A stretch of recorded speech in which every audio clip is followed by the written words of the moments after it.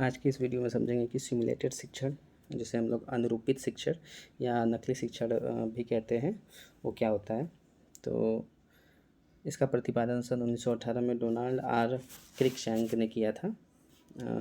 इसमें क्या करते हैं कि एक कृत्रिम रूप की कक्षा का आयोजन कर वास्तविक कक्षा के लिए तैयार करना होता है। जैसे कि छात्र अध्यापक हैं जो कि जिनको अपनी कक्षा का संचालन करने के लिए क्या करते हैं, इसमें प्रिपेयर करते हैं कि एक कृत्रिम वातावरण का रूप तैयार किया जाता है जिससे क्या ऐसा कर सके छात्र अपने कौशल का विकास कर सकें। तो इसका प्रोसेस कैसे होगा। सिमुलेटेड शिक्षण की प्रक्रिया क्या होती है कि सबसे पहले इसमें भूमिकाओं का निर्धारण करते हैं। तो सबसे पहले इसमें क्या होगा कि भूमिकाओं का निर्धारण होगा। जैसे कि सबसे पहले कोई छात्र शिक्षक की भूमिका निभाएगा, तो कुछ छात्र क्या करेंगे, छात्रों की भूमिका निभाएंगे और कुछ ऑब्जर्वर की भूमिका निभाएंगे जो क्या करेंगे, अवलोकन करेंगे उस कक्षा का। और एक उसमें टीचर एजुकेटर भी होंगे जो उस प्रक्रिया का मार्गदर्शन और निर्देशन देते रहेंगे। और फिर उसके बाद दूसरा इसमें चरण है शिक्षण कौशल का चयन।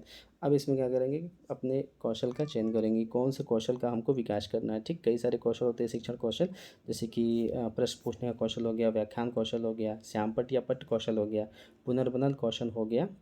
तो इस सब में से हमें कौन से कौशल का विकास करना है, तो उसके हिसाब से क्या कर सकेंगे हम लोग, उस छात्र क्या करेंगे, इस विशेष कौशल में दक्षता प्राप्त कर सकेंगे।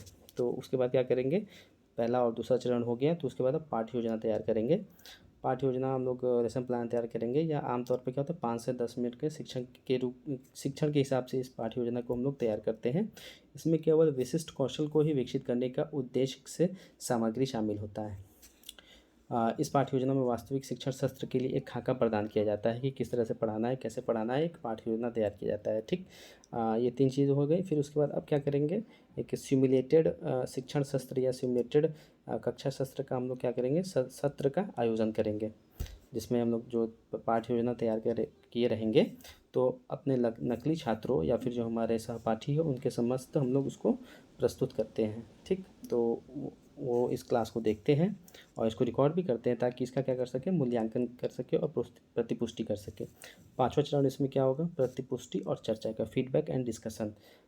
इस चरण में क्या करेंगे कि जैसे ही क्लास इन होता है, जैसे ही हम लोग लेसन प्लान प्रस्तुत कर देंगे हम अपने सहपाठियों के सामने, तो उसके बाद जो रिकॉर्ड किया रहेगा उसके अनुसार उसमें जो भी त्रुटियां रहेगी, जो भी समस्याएं रहेंगी, सभी मिल कर के जो वहाँ पे जो छात्र हैं, ऑब्जर्वर और जो टीचर एजुकेटर हैं, तो क्या करेंगे, उसमें जो मुख्य बिंदु रहेगा जहाँ हमें समस्या है, जहाँ पे गुंजाइश है कि वहाँ पे कुछ विशिष्ट कौशल में संशोधित किया जाए, तो वहाँ पे वो लोग क्या करेंगे, हमको इंगित करेंगे।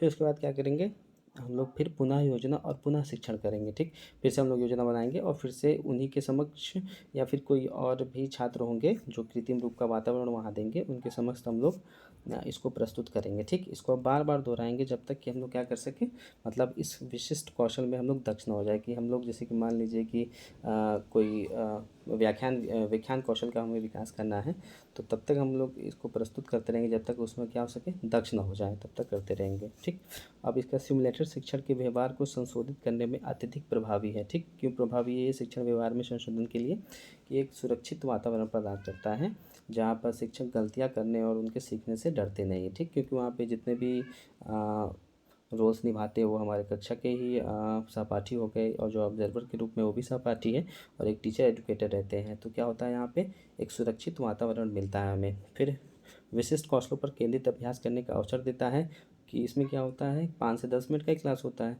तो हम लोग क्या करते हैं, इसमें कोई विशिष्ट कौशल का ही क्या करते हैं, उसमें दक्षता प्राप्त करते हैं। फिर तत्काल और रचनात्मक प्रतिपुष्टि प्रदान करना, इसमें क्या करते हैं, जैसे ही क्लास खत्म हो जाता है तो तुरंत उसके बाद हम लोग को प्रतिपुष्टि मतलब फीडबैक और उस पर डिस्कशन किया जाता है। तो ये क्या करता है, हमें वास्तविक कक्षा के लिए प्रिपेयर करता है।